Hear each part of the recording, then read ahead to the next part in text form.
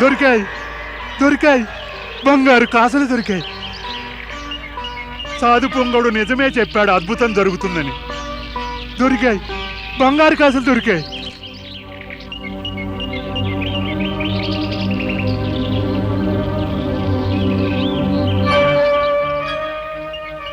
మా సాధు పొంగవుడు మాకు చెప్పాడు మీరెవరో రాజపురుషులట. ఆ సాధు పొంగవునిదే ఆజ్ఞను ఆశీర్వాదాన్ని పొంది నేను నా పుత్రిక అంశుమతి వివాహం తమతో జరుపుతానని వాగ్దానం చేశాను. కానీ ఇంత పెద్ద ముఖ్యమైన విషయం నిర్ణయించే ముందు తమరు నా సంగతి తెలుసుకోవడం అవసరమనిపిస్తోంది. తమరు రాజపురుషులు, శీలవంతులు, వినయులు, ఇది చాలదని అంటారా? మీరు రాజపురుషుడంటున్నవాడు నిజానికి రాజ్యభ్రష్టుడు, దరిద్రుడు. బాల్యావస్థలోనే కాదు, జన్మించగానే నా తల్లిదండ్రులు స్వర్గస్థులైపోయారు. వినయంగా, శీలవంతుణ్ణిగా మీకు కనపడుతున్నానేమో. నా లెక్కన నేనొక అభాగ్యుణ్ణి. నేను జన్మించగానే నా తల్లిదండ్రులను కోల్పోయాను. అంటే ఇప్పుడు మీకు వారి పేర్లు కూడా గుర్తుండవేమో. నాకు కేవలం తెలిసినదింతే. నేను విదర్భ మహారాజు సత్యరథునికి, ఆయన మహారాణి సురధకు పుత్రుణ్ణి. మహారాజు సత్యరథుడా? అయితే నీవు ఆయన పుత్రుడవా? తమరాయనను ఎరుగుదురా? అవును నాయనా, నాకాయన చాలా మంచి మిత్రుడు. బహుశా నీకు సరిగా తెలియదేమో. ఆయనకు శత్రువైన వృషధ్వజుడు కపటంతో ఆయనను వధించాడు. విదర్భ రాజ్యాన్ని కూడా లాక్కున్నాడు. కానీ నీవేమీ చింతించవద్దు. నా సైన్యమంతా కూడా నీ వెంట ఉంటుంది. త్వరలోనే విదర్భ రాజ్యంపై ఆక్రమణ చేసి మళ్ళీ నీ రాజ్యాన్ని దక్కించుకో. కానీ అంతకు ముందుగా నా పుత్రికను వివాహం చేసుకో. ఆదరణీయులైన తమరి కృపను, ఆత్మీయతను, ప్రేమను పొంది కృతార్థునయ్యాను. కానీ మా తల్లి అనుమతిని పొందకుండా మాత్రం నేను ఏ పనిని చేయజాలను. అది వివాహం వంటి కార్యం ఎన్నడూ చేయను. ఎందుకంటే మా పెంపుడు తల్లి ఉమా మా స్వర్గీయ మాత కన్నా ఎక్కువ. ఆమె కేవలం నా ప్రాణాలను రక్షించడమే కాదు, నన్ను పెంచి పెద్ద చేసింది కూడా. ఈ ధరిత్రి నీ వంటి పుణ్యాత్ములైన పుత్రులను కన్నందుకు ధన్యమైంది. చూడు ధర్మగుప్త, నాకు వటవృక్షం కింద ఈ స్వర్ణ కలశం కనిపించింది. సాధు పొంగడు చెప్పినట్టుగానే అద్భుతం జరిగిందన్నమాట. ఇటువంటిదే ఒక అద్భుతం నాకు జరిగింది. పరమేశ్వరుని కృపను పొందిన వారికి మాత్రమే అద్భుతాలు, అలౌకిక సంఘటనలు తటస్థిస్తూ ఉంటాయి. పరమేశ్వరుని కృపను పొందిన ధర్మగుప్తుడికి కోద్రవినుడనే గంధర్వరాజు తన సైన్యాన్ని సహాయంగా పంపుతాడు.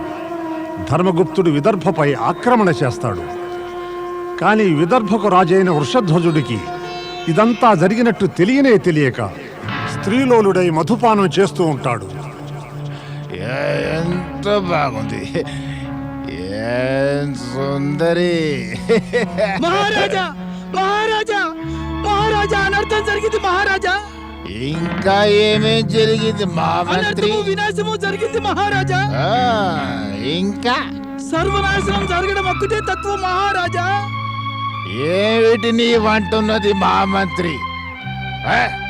సత్యరథుని పుత్రుడు ధర్మగుప్తుడా? అవును, ధర్మగుప్తుడు తన తండ్రికై ప్రతీకారానికని చేతిలో దూసిన కరవాలంతో ఇటువైపే వస్తున్నాడు.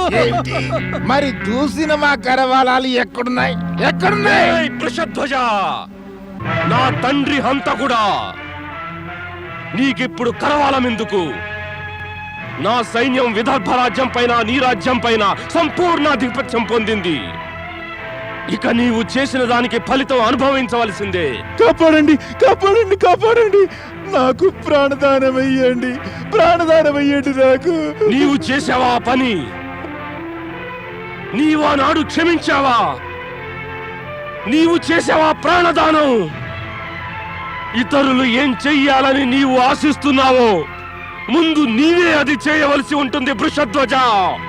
నిజం చెప్పావు. సత్యవ్రతులు అలా చేస్తారు. నా వంటి అహంకారులు, దుర్జనులు, బుద్ధిహీనులు అలాంటి సద్వర్తనను ఎలా అర్థం చేసుకోగలరు? అందుచేత నేను ప్రాణదానం యాచిస్తున్నాను ధర్మగుప్త. ప్రాణదానమా? నా తండ్రి హంతకునికి ప్రాణదానమా? అసంభవం!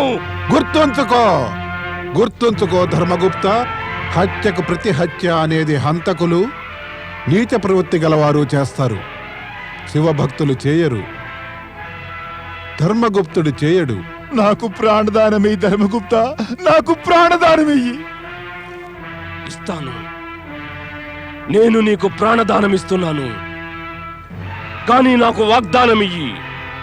విదర్భ రాజ్యానికి ప్రతికూలంగా నీవే కుతంత్రము పన్నరాదు. నేను మాటిస్తున్నాను విదర్భ రాజ్యం పైన, నీపైన కూడా నేను ఏ కుతంత్రము పన్నబోను. నీకు ఎల్లప్పుడూ శుభం కలగాలనే కోరుకుంటాను. నీవు శివభక్తిని ప్రచారం చేస్తూ సద్వర్తంతో నీ రాజ్యం పాలించుకో. పరమేశ్వరుడు నీకు సద్బుద్ధినిస్తాడు. ఓం నమ శివాయ. నాదొక విన్నపం మహారాజా ధర్మగుప్త. తమరు నా రాజ్యాన్ని, ఆ విదర్భ రాజ్యపు బాధ్యతను చేపట్టండి. నేను నా జీవన్ముక్తి కోసం శివప్రదోషం చెయ్యబోతున్నాను. ఓం నమ శివాయ.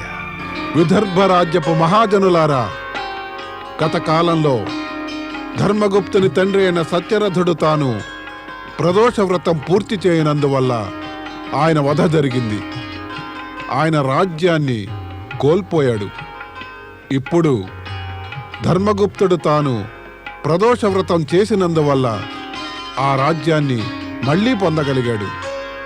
ఇదంతా శివప్రదోష వ్రతం మహిమ యొక్క ప్రభావమే కదా.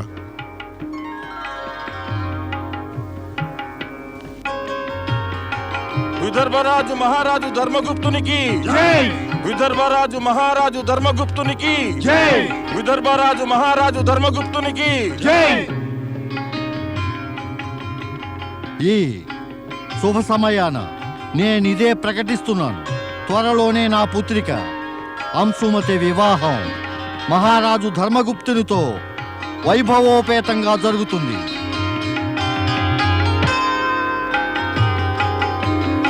హర్షోల్లాసాల ఈ శుభ సమయంలో శివకృప వల్ల నేను తమకు నివేదించదలుచుకున్నాను. నేను మీ ఎదుట ప్రాణాలతో ఉన్నానంటే అది నా తల్లి ఉమాదేవి మమకారపు ప్రభావమే. ఆమె నన్ను పెంచి పెద్దవాణ్ణి చేసింది. ఆ రుణం నేనెన్నటికీ తీర్చుకోలేను.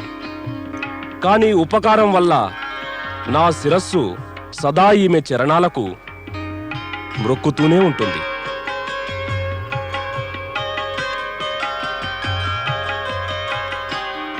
ఇక నుంచి ఈమె ఈ రాజ్యానికి రాజమాతగా ఉండే గౌరవాన్ని పొందుతుంది.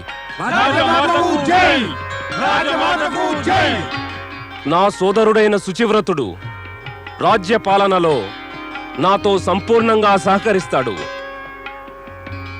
ఇక మీరంతా ప్రేమపూర్వకంగా నాతో అనండి, పరబ్రహ్మ పరమేశ్వరునికి భక్తవత్సలుడు శివశంకరునికి నారాయణ నారాయణ. ప్రణామం.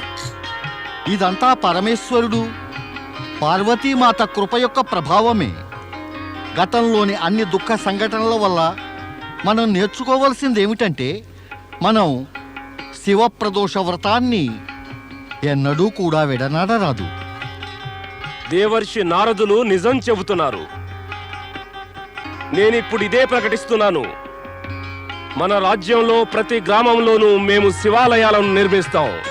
వాటి ద్వారా శివభక్తిని ప్రచారం చేస్తాం. అనండి, హర హర మహాదేవ, హర హర మహాదేవ, హర హర మహాదేవ, హర హర మహాదేవ, హర హర మహాదేవ, హర హర మహాదేవ. శివుని లీలలన్నీ అగమ్యమైనవనిపిస్తాయి. అవి ప్రారంభమయ్యే స్థానంలో శివుడు ఉన్నట్టుగా అనిపించదు. కానీ ఆయన లీలల యొక్క సంకేతం మట్టుకు తప్పక కనిపిస్తూ ఉంటుంది. కశ్యప మహాముని భార్య దక్షపుత్రి దితికి ఒకేసారిగా 2 దైత్యపుత్రులు జన్మిస్తారు. ఈ ఇరువురు దైత్యులు పుట్టగానే యువకులైపోయారు.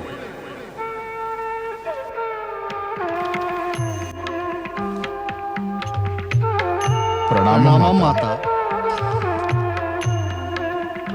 చిరంజీవి భవ. ఓం నమః శివాయ.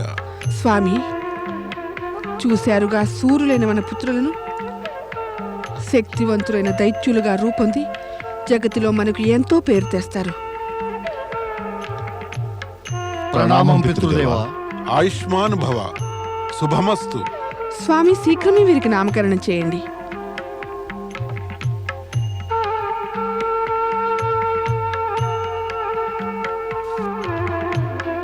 పుత్రులారా, మీరిరువురి కేశాలు బంగారు కాంతులు ఈనుతున్నాయి.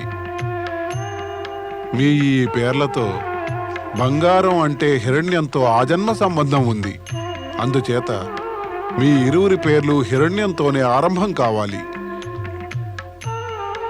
నీ పేరు హిరణ్యాక్షుడు. మరి నీ పేరు హిరణ్యకశిపుడంటే బాగుంటుంది. బాగుంది, ఎంతో బాగుంది. రూపానికి తగినట్టుగానే నామకరణం చేశారు స్వామి. దితిపుత్రులకు ఈ పేర్లే శోభస్కరం. పుత్రులారా, దితిపుత్రులైనందువల్ల మీరు దైత్యులయ్యారు. కానీ ఒక మాట మర్చిపోకండి సుమా, మీరు ఋషివర్యుని సంతానమే. అందువల్లనే జీవితంలో ధర్మానికి విరుద్ధంగా ప్రవర్తించే తప్పు ఎన్నడూ చేయకండి. తండ్రి గారి ఆదేశం మేమెన్నడూ మరిచిపోము. తండ్రి కోరికను ఆదేశాన్ని ఎదిరించి ప్రవర్తించే ఆలోచన మాకు ఎన్నడూ కలగబోదు పితృదేవా. శుభమస్తు. నాయన్లారా,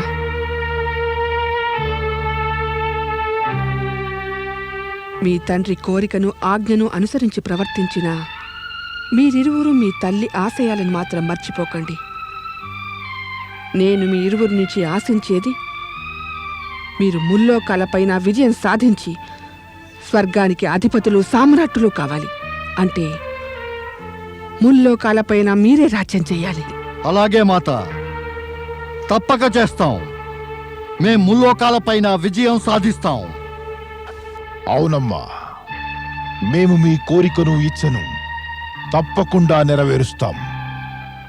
మేం జగతిలోని అందరి దైత్యులను ఏకం కావించి ఒక విజయసేన నిర్మిస్తాం. మొట్టమొదటగా మేము స్వర్గంపై ఆధిపత్యం పొందుతాం. మీరు కోరినదల్లా మేం చేసేస్తాం మాత. ఇక మాకు విశ్వ విజయానికై బయలుదేరడానికి అనుమతి ఇవ్వండి మాత. నేను ఆశీర్వదిస్తున్నాను. ఇద్దరు విజయులేరండి. నారాయణ నారాయణ శ్రీమన్నారాయణ నారాయణ నారాయణ. హిరణ్యాక్షుడికి దైత్యలోకపు శూర వీర సైనికులారా, ఒక సత్యాన్ని తెలుసుకోండి. ఈ లోకంలో శ్రేష్టమై శక్తివంతమైనది మన జాతియే. అందువల్లనే ఈ లోకంపై రాజ్యమేలడానికి మనకే, కేవలం మనకే అధికారం ఉంది. నారాయణ నారాయణ. మనం ముల్లోకాలపైన ఆధిపత్యం సంపాదించాలి. అది సంపాదించి తీరుతాం. మన ఈ విజయ యాత్రను ఏ దేవతలో మనుష్యులో గనక ఆటంకపరిస్తే వారిని కాలరాచి మనం ముందుకు సాగాలి. ప్రపంచాన్ని నాశనం చేయటానికి ఒకే ఒక రాక్షసుడు చాలునే. ఇక్కడేమో ఇద్దరు రాక్షసరాజులు ముల్లోకాలపై ఆధిపత్యం పొంది వినాశనానికి పూనుకుంటున్నారు. నారాయణ నారాయణ. ఎదురొచ్చిన ప్రతి శత్రువును మట్టు పెడితేనే మనం మన లక్ష్యాన్ని సాధించగలుగుతాం. ఇంకా మన లక్ష్యమేమంటే ముల్లోకాలలోనూ దైత్య పాలన యొక్క విజయధ్వజం ఎగరవేయడమే. దైత్యరాజు హిరణ్యాక్షుడికి మహాబలి హిరణ్యకశిపునికి దైత్యరాజు హిరణ్యాక్షునికి ఈ వినాశలీల యొక్క తాండవం ప్రారంభం కాకముందే ఈ విషాద సమాచారాన్ని నేను ఆ పరమేశ్వరునికి అందించవలసిందే. నారాయణ నారాయణ.